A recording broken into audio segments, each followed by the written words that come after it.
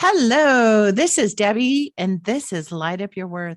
I am so excited today to jump into our episode. My guest today is Brenda Carey. She's passionate about guiding people to energetically align with their heart's deepest desires. Her calling is to inspire others from her own personal transformation of the struggles of a spinal fusion surgery and an autoimmune issues. She's a holistic lifestyle health coach and energetic healer who utilizes the wisdom of Ayurveda, yoga, and meditation to guide others to vibrate healthy in the body, mind, and soul. She's the owner of Sacred Path Healing Yoga and Reiki and is the creator of Inspired Living, an online conscious holistic health program. And she's the co host of this really amazing podcast called Be the Love. She is dedicated to raise the vibrations of humans and the planet. Welcome, Brenda. Thank you, Debbie, so much. I am so excited for you to be here. I'm a huge fan of your podcast, Be the Love. Thank you. Every time I listen to it, it's so beautiful. The energy that comes through the microphone when you and your co-host are talking is so beautiful. And then you guys bring us into a meditation. So highly encourage it. And I know we'll talk again about, some of the podcast experiences, but I am really drawn to the name of your company, Sacred Path Healing. Yes. Yeah. Sacred Path Healing was quite the, I would say, from pain to my purpose story. I, in my teenage years, had spinal fusion surgery due to scoliosis. And then later on had a digestive autoimmune condition. So I am no stranger to physical pain and the mental, emotional pain that accompanies with it that often kind of goes hidden underneath and not often looked at by doctors. And I went through kind of typical Western medicine treatments for both the physical side of the spinal issues and the digestive autoimmune issues, and either had like no relief at all, or it would work for a little while and then it would just slide back in. So it was this really roller coaster of, oh, I think I'm getting better. I think I'm feeling better. And then the crash and the valley would come. And that name Sacred Path sort of was birthed, if you will, out of those struggles. Because we think, oh, my healing path, it's going to be this straight up trajectory, right? Like I'm going to go for this, I'm going to come from this lower place. And then after these certain treatments, it's going to be better and better and better. And that just wasn't the case for me. And I know that's not a lot of case for other people going through like chronic disease or a chronic healing journey.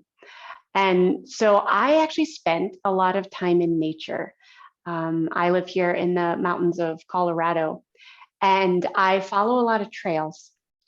And so often that was where I found the most healing, was in the quiet, on a path outdoors, on a trail. And I started likening my healing journey to following the trail. And I'm like, sometimes we just take one step forward and we don't know what's ahead. We don't know if we've reached the overview or wherever we're directing towards. And sometimes there are twists and turns, and sometimes there are trail junctions, and I've got to decide, which path to take. But it's all immersed in this sacred beauty. And don't get me wrong, while I was going through the really traumatic times of healing, I'm not saying I always saw that overall beauty, because that can be really hard, because there's this tunnel vision that sometimes happens when we're in our healing journey. But I eventually, over time and through different practices, which we can get into later, I was able to really kind of pull back and almost look at my journey from the outside looking in, and knowing that these twists and turns in my path were all sacred. They're all meant for my own personal evolution, so that eventually the lessons or the opportunities I got to learn from, I could gift those to other people. What a powerful journey. You know what I found interesting in what you were sharing is that, the ups and downs, like where do we come up with the thought pattern that our healing is linear?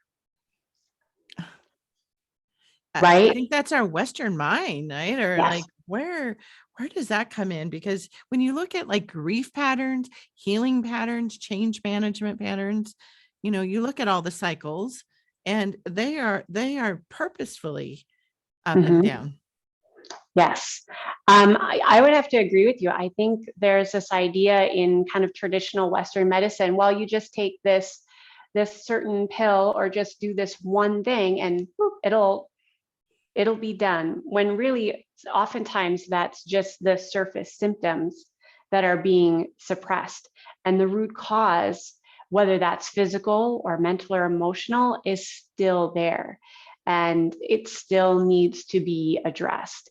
And so for any of your listeners that are going through that wave where it feels like a hill and then a valley and a hill, and just know you're not alone, that actually is part of the sacred path.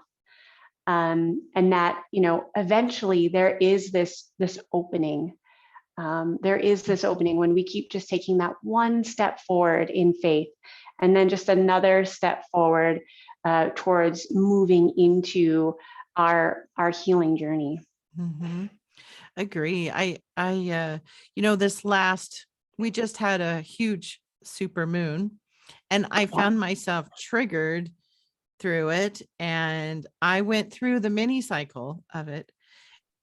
I believe, and I subscribe to the idea that you start to become familiar with it, easier to trust these Hmm. cycles. Like they start to feel a little bit familiar of like, okay, what now is triggered? What now do I need? What now is presenting itself for me to go take a look at from a different perspective? Or, what more is here for me? It's a gift, Yes. Ultimately, it is, although it may not seem like that at the right? time. But I think the word perspective really, we hone in on that. We start to realize that those fluctuating emotions, ultimately, I am not those. The bigger I am not those.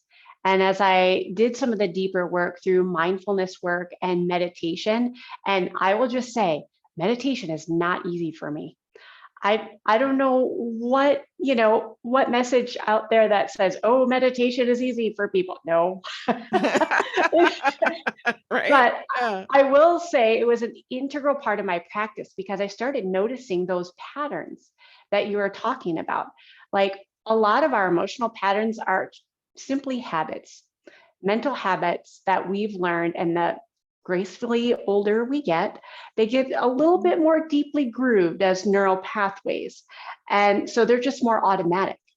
And I started recognizing some of these pathways, some of which were mine and some of them inherited from the family that I grew up in, generations probably. Mhm. So to recognize those and then realize, oh, okay, here's that energetic flow of my emotions again.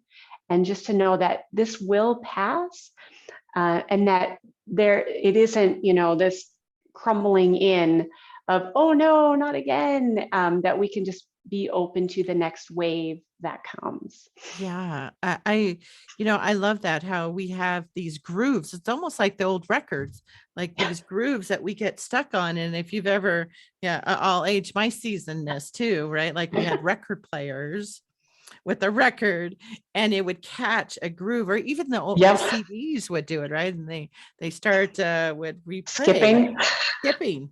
And so what was so interesting about that is one of the words that I did some work with somebody earlier this week, and she was correcting my word choices of that I've done the work. Mm. And so I am not I'm trying. I am purposefully changing those words because I've been putting out that it's work.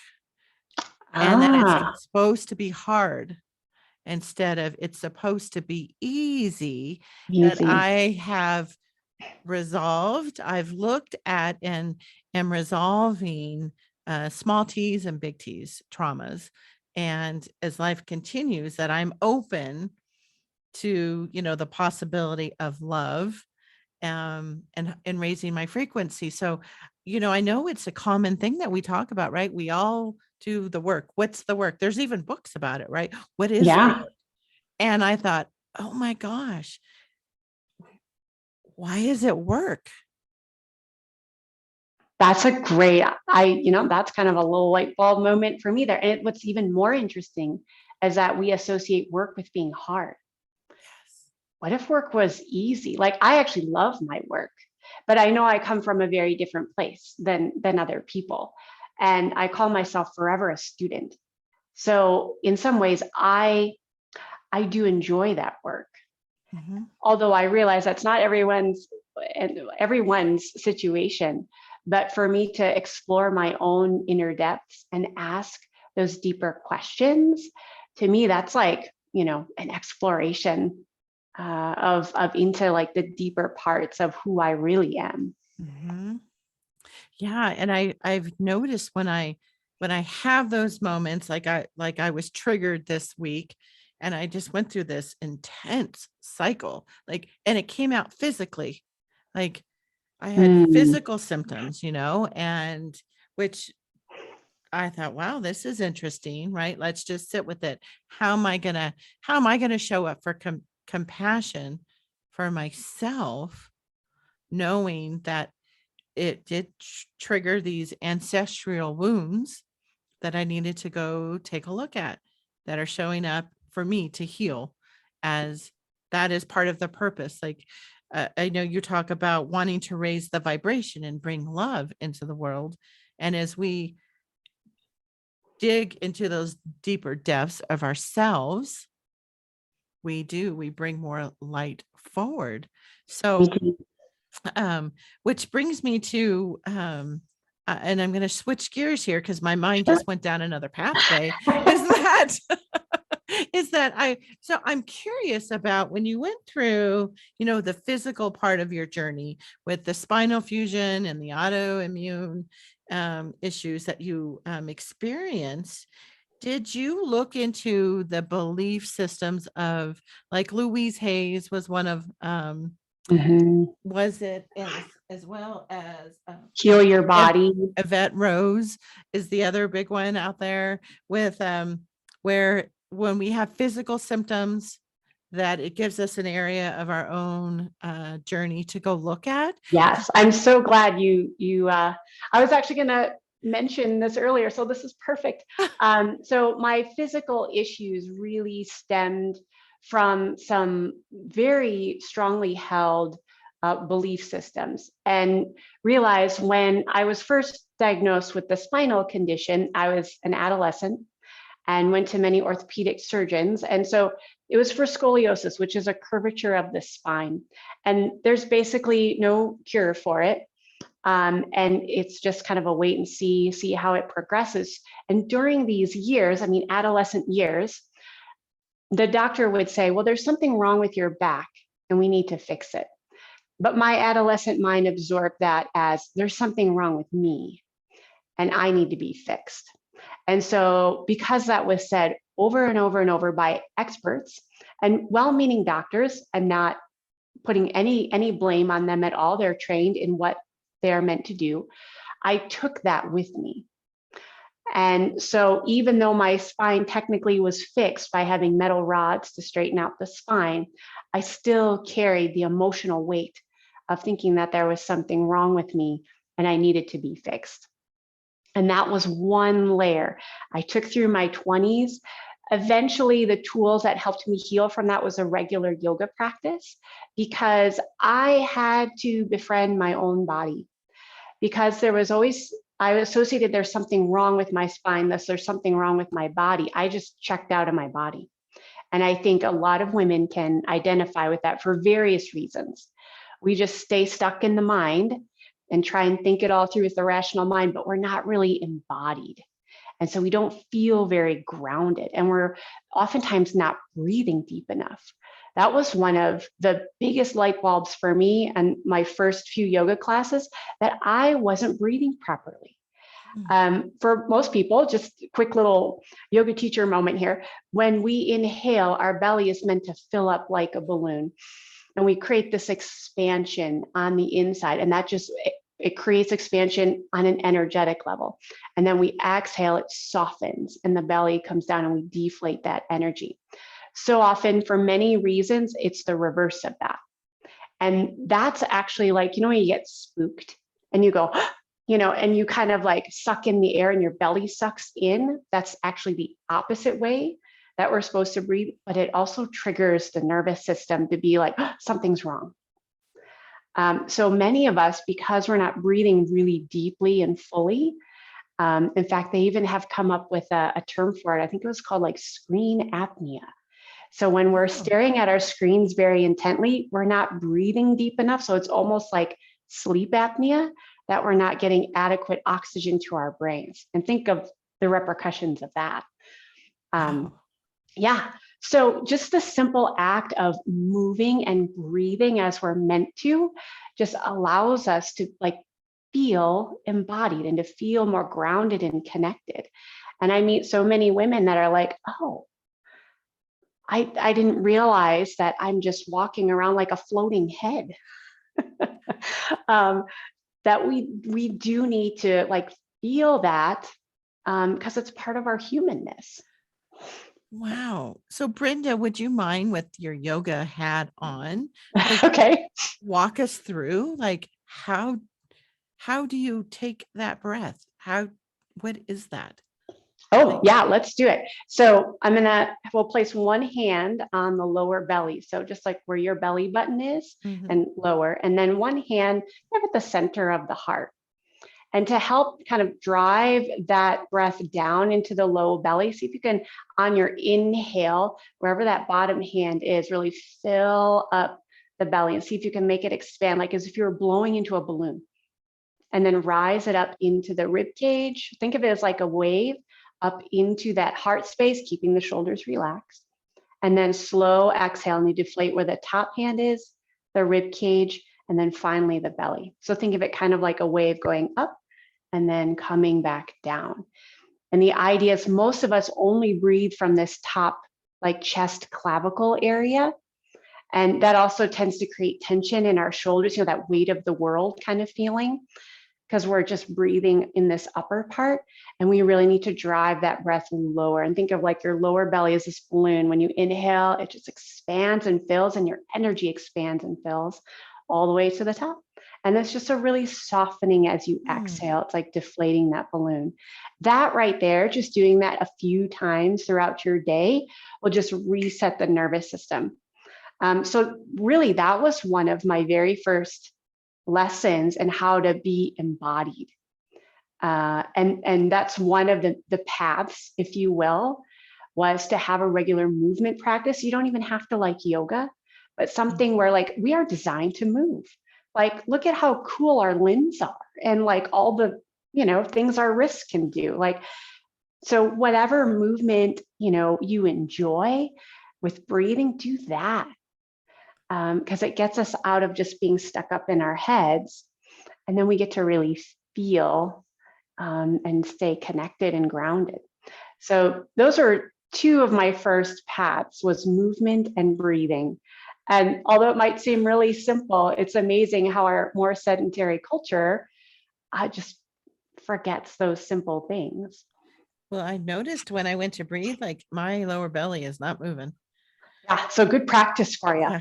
Yeah. Really Like good drive practice. the breath down into that lower navel area. Those are our lower chakras, energetic Mhm. centers that have to do with like foundation and security and safety.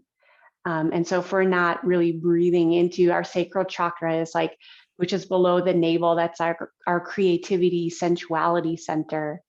And so those are all of those energetic centers that get activated when we are breathing really deep and full. Mm.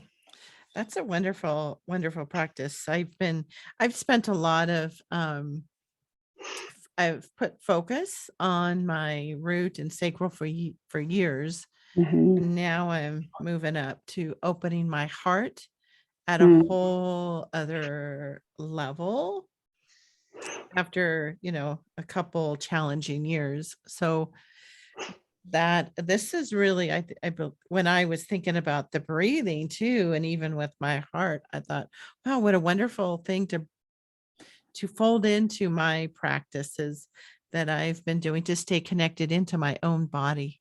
Yeah. And then a continuation, if we're moving up the chakras, oftentimes I do what I call a soul check-in. So after I'm breathing, a little bit deeper a few times, and I place my hand on my actual heart. So off to that left side and find my own heart beating. Mm. And to me, this is like sacred rhythm. And this is like my internal reminder to myself that I don't have to control everything around me. Like just as my heartbeat rhythm is designed just for me, yours is designed just for you at the perfect rhythm and beat that we need. And so as I just kind of connect in, and oftentimes I'll just, close my eyes down and be like, what do I need in this moment? And just check in throughout my day. Because so often we just kind of go on autopilot. And so throughout my day, when I'm just feeling a little scattered or overwhelmed, I just breathe deep, place my hand on my heart beating as my like reminder of like, you know what, I don't have to control that at all. I am just this walking miracle. And just like, what do I need in this moment? And a lot of times it's something really simple, like drink some water or or breathe deeper. I mean, it's usually not. Yeah.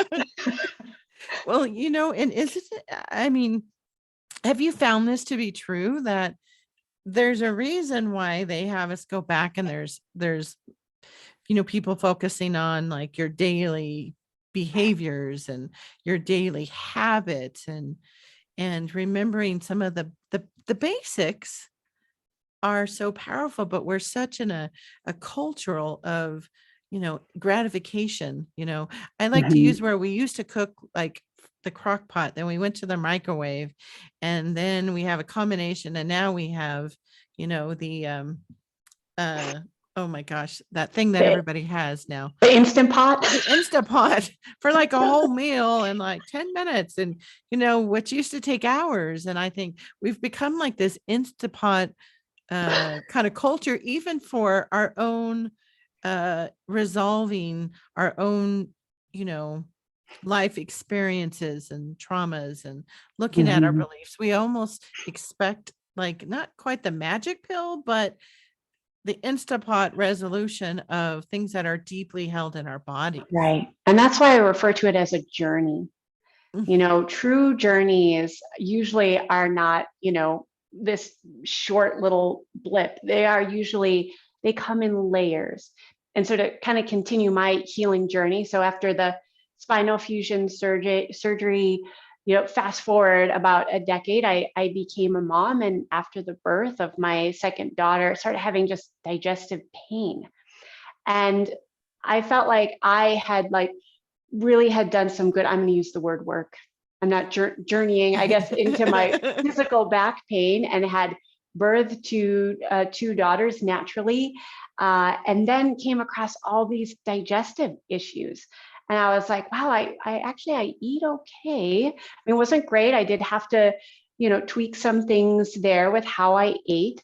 But I started realizing as I was learning more about who I really was, that I wasn't those chattery thoughts and the waves of emotions, that I was actually quite highly empathic and highly sensitive. And this is where I began to explore with energy healing. And my first Reiki teacher, just, when the saying is like, when we, what is the saying? When the student asks, the teacher arrives, even though I wasn't even sure Reiki was what I was looking for, but she came into my life at this, perfect time. And I began to realize that my digestive issues were relating to me basically stomaching other people's emotions. And I really had to be more cognizant of the emotional boundaries. that I was experiencing as that more empathic or highly sensitive person. And to realize that it's okay to own what's mine is mine and what another person is theirs. I don't have to take it all on. And so it was so interesting to me that, again, I went through a Western medicine protocol with the digestive issues and just nothing worked for me until I was actually hospitalized for such extreme abdominal pain. And the doctors went, we don't really know what to do with you. You didn't respond to the antibiotics and the steroids. And so their only suggestion was to do another round. And this is probably like round 4 at the time. And I was like, you know what? I don't think this is the right path for me. And so again, really scary because this was supposed to work. Like the pills were supposed to work and they didn't. But it also allowed me to explore, like, well, what am I digesting that's not mine? And so really working on creating emotional boundaries for myself using the energy healing that I learned from Reiki and the Donna Eden energy medicine practices, emotional freedom technique. I like to use different varying energetic modalities because we all have our own unique path. And so what worked for me may not work for some of my clients, but I've got quite a few tools. And so really started developing a way for me to heal on the more, what we would call the higher chakra levels of the heart and the third eye, our connection to intuition and our connection to the divine at the crown chakra. So I feel like our healing journeys are meant to serve us. And then the best part is that we then get to serve others. And that's that reciprocity of the energy, the giving and receiving. Oh, I love that journey. And it's really beautiful of where you live in the country, northern Colorado. I lived out there for a couple of years when I left. Originally, the first time I ever left California, Northern California, I went to the Boulder area. Oh, yeah. I'm close. And yeah, and it was so full of so many beautiful energies and healing. And in fact, when I became a Reiki master, it was up in Estes Park. Oh, really? Yeah, we rented a condo, and there was a whole group of us because it was going to be a big ceremonial, and I Mm-hmm. wanted friends there, and my closest friends, some were newer friends who I lived with in that Boulder area, my neighbors who became my friends, and then I had multiple friends fly out, and so I think there was about 6 or 7 of us in Estes Park. And we went through the ceremony, and then we, did some other different fun things, cooking and going out, massages and all that good stuff. But Ooh, nice. it was amazing it was that energy there too of where you're at when you talk about being out in nature and Mm-hmm. that connection that you had, that energy up there is really powerful Yes, for the healing. energy of nature it's so healing. And to recognize that ultimately we are a microcosm of that bigger macrocosm. We are water essentially, and we are, the earth and minerals. We are what they say, the stuff made of stars. And so once we really experience that and put ourselves kind of unplug from all the myriad of distractions that we have. I mean, I get it. We have to live in a modern world, but to give ourselves moments of more silence and quiet, to just listen to the sounds of nature and see ourselves as a part of that bigger whole. That's exactly, exactly. We are part of the bigger whole, and how we talk about frequency and vibration and Mm-hmm. understanding how we really are connected. And which I'm curious to find out too, is that in this journey of giving and receiving, Mm. how did you learn how to receive? I'm still learning that, but I feel like I am getting better because as a new mom, especially several years ago, and I think this is maybe a typical upbringing, I didn't ask for help when I really needed it. Like in hindsight, because I had a toddler and a newborn at the time, I didn't ask for the help, and the digestive issues were to a point where I was so exhausted. It took every ounce of energy to get through the day. And I went to bed like right after my kids. I was just so tired. But it was this idea, and I don't know where we get this, but that the giver is more beneficial than the receiver. I don't know where that hierarchy came from, if that's just an old, outdated generational pattern. But I did have that idea like, well, if I have to ask for help, then I can't handle it as a mom. Like those were those deeply rooted beliefs, like I'm not enough. Ooh, that creeps up again, right? Mm-hmm. Like we think we've resolved it in one area, and then, oh, it pops up in another different layer. And so again, I was going back to this, I'm dealing with that. I'm not enough, and I need to be fixed as a mom because I'm just not able to get through the day, and thus I didn't ask for help. So in hindsight, I would have been much more, would have worked on being able to receive. And eventually that did come from me recognizing, and there's some perfectionism in this as well, recognizing that it is okay to receive. And I had to remember that it gives somebody else joy for them to give. And if we look at that energy as just this reciprocal give and receive, was just kind of a mindset shift for me. Like that's how it's designed. Otherwise, we're just constantly giving, and the cup depletes till there's nothing left. When you were starting to realize that you might need help and all these beliefs came up, did you the in-between step there, that gap, did you have to learn how to even figure out what you needed to be able to ask? Was the asking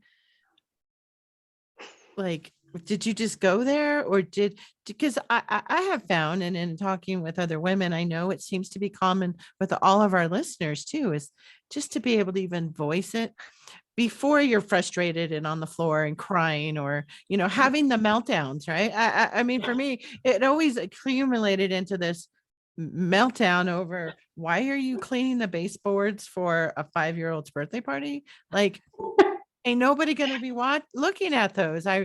This was like a really pivotal meltdown of just, no, I don't need to clean them. But I thought every mom was going to come and look at my baseboards of my bedroom when the party's downstairs by the pool. But I realized when I reflect back that it was the ability to even ask for, like, just to even figure out what did I need help with? How could I help to even begin to learn how to receive? Yeah, I think one of the things that was helpful for me was being in community with other moms. I mean, we are designed to be energetically, we are designed to be in community. And I remember talking to this mom, and she's like, oh yeah, I have a babysitter that comes in just for 2 hours, a day. So I can go out for a walk, and I can, do the things that she loved to do.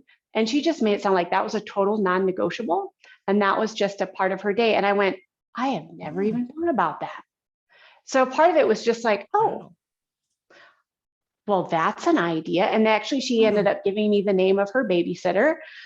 And so it worked out great all around. The babysitter so I was able to have little bits of time for myself.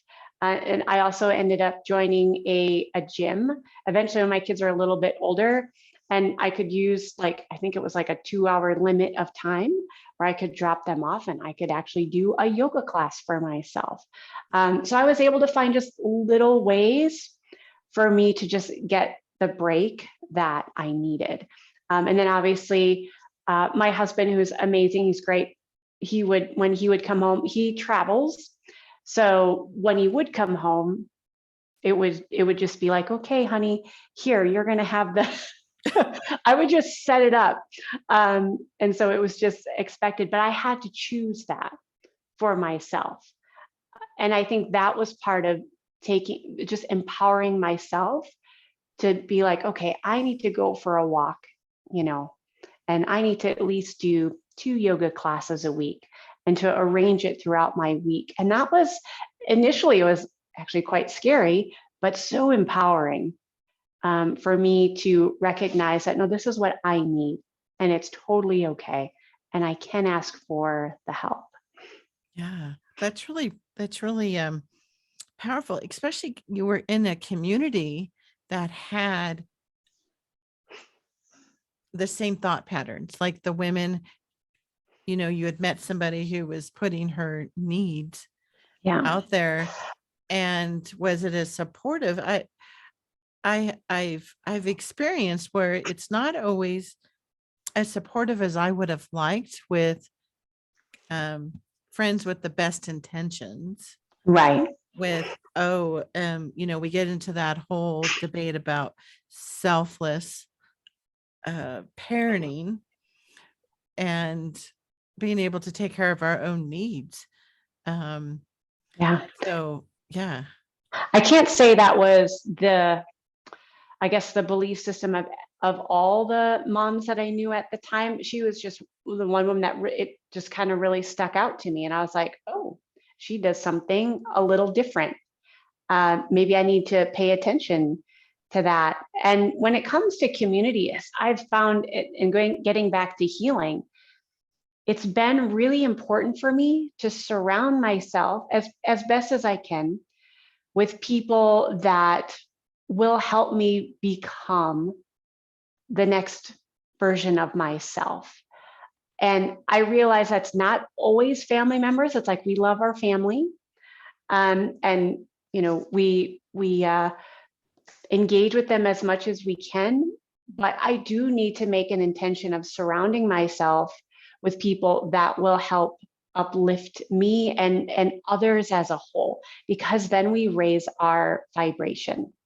And I do think that's really important, to find those communities, whether they are in person or online, that you can look at and be like, oh, this group will help me to up level to who I really want to be, because just like attracts like.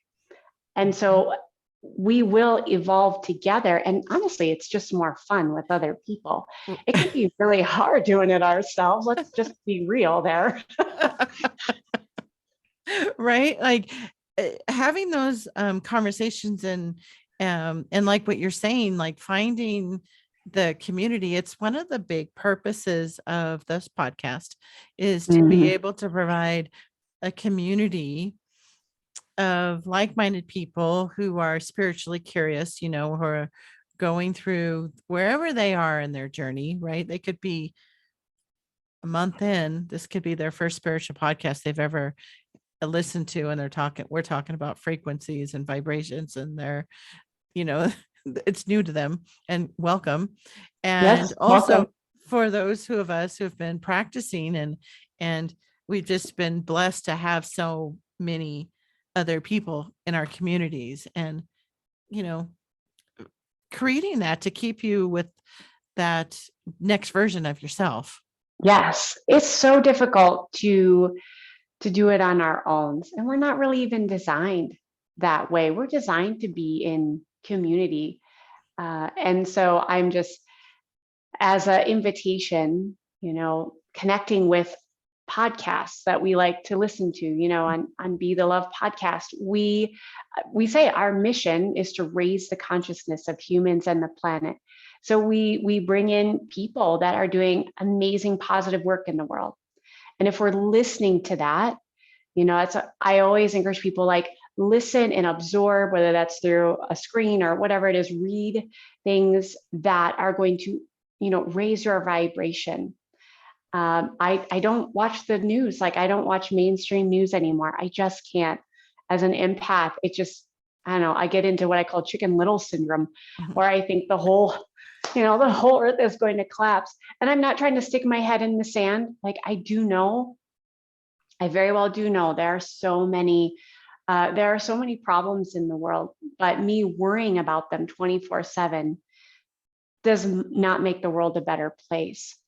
For me, it's raising my own vibration so I can serve and help in some way from that full cup, as opposed to getting bogged down in these lower vibrations of worry and fear and doubt, because we're designed to be creators. Like, we come from a big creator, whether you call that universe, mother nature, whatever. So we are a piece of that. So we are designed to create in the world. And so often, I think when we're stuck in a place of fear, we forget that. We forget. Mhm. Yeah, I remember hearing a saying, and it's been a while, but you can't worry and like pray at the same time. And, whether praying is meditation or working in the garden or doing a Yeah. yoga practice or, all the other, they're out fly fishing, like Oh, yeah. it could be a whole myriad of things that people are doing. And being able to come back to that love, that unconditional love, connecting in with our body. And, your journey has just been beautiful, how you've been able to bring into the whole body, mind, soul connection, and be able to heal not only yourself, but to be able to serve others and Yes. and help them. So I highly encourage people to go find your podcast too. Like, it's just it really does change your outlook. It's like finding, like what you showed us with the breathing. It's a place to come back to help you center, that Yes. you can then focus on, you know, how can I now step into my own light? And your podcast really does that with the love. So yeah. Thank you. Now, that has been such a blessing to partner with Stacy, who is my co-host. Like I say, we get to receive, on the end of co-host, as much as we get to give the podcast as our gift. So yeah, please, I would love for your listeners to come check us out. We do interviews, and then Stacy and I also do conversations. We call them Speak the Loves, on just varying topics that people are curious about. The last one we did was on abundance mindset and how we can cultivate that in very tangible, practical ways. Yeah. It's beautiful. I love that your 100 episode Yeah. celebration. That was so fun to listen to. Oh my gosh, it was just so beautiful, how it was, and it gave me some ideas. I'm like, "Oh, I should do a 100 episode celebration here." Definitely. Yeah. So Yeah. now, Brenda, if people are interested in working with you or reaching out or connecting with you, I know we've talked about the podcast, but what other venues would they be able to reach you? So my sacred path healing is my pain to purpose story out there for. I mainly serve women and some wise men as well. But they can find me on my website, which is sacredpathyogaandreiki.com. And on there, I have a free journey to abundant energy, because so many of the women I work with are like, I'm so tired. I'm just so exhausted and tired. And then we get into this like, well, many women are going to the coffee shop at 3 p.m., or going for the next sugar fix. And I'm like, wait, before you deplete your adrenals and, borrow the energy from the next day, let's try these simple holistic practices. So you can find that on my website. It's just a short video series, and we just go through 4 short practices that can help kind of give you that boost of energy naturally to get through the day. And then I also have online holistic lifestyle coaching called Inspired Living, which is based in the modalities that I learned to heal myself and also to help others, of Ayurveda, which is like the sister science of yoga. It's this holistic perspective on nutrition that's right for our own particular body. Yoga and energy healing and meditation, or a mindfulness practice. So I incorporate all those sacred paths in, so that we start trusting our own inner guide and inner healer. I'm also on Instagram and Facebook as well under Sacred Path Yoga. And yeah, come check out our podcast. It's BeTheLovePodcast.com, and would love to just be of service in that way with our conscious conversations. Yeah, beautiful. And we'll include all of this in the show notes as well Perfect. for all the listeners, so they can go find those links as well and go jump in. I mean, who doesn't want an energy booster through Right? a holistic way? Right. Without the caffeine hit or sugar boost. Yep. Right. And it is a cycle, and if you fall Yes. into it, you want to, pause it. And it makes a huge difference when I've stayed on a path. And then if I've fallen off, I say I fall off the wagon. And then I introduce something back into my body, and it kind of can get you back on that cycle, but knowing, okay, it's a new day.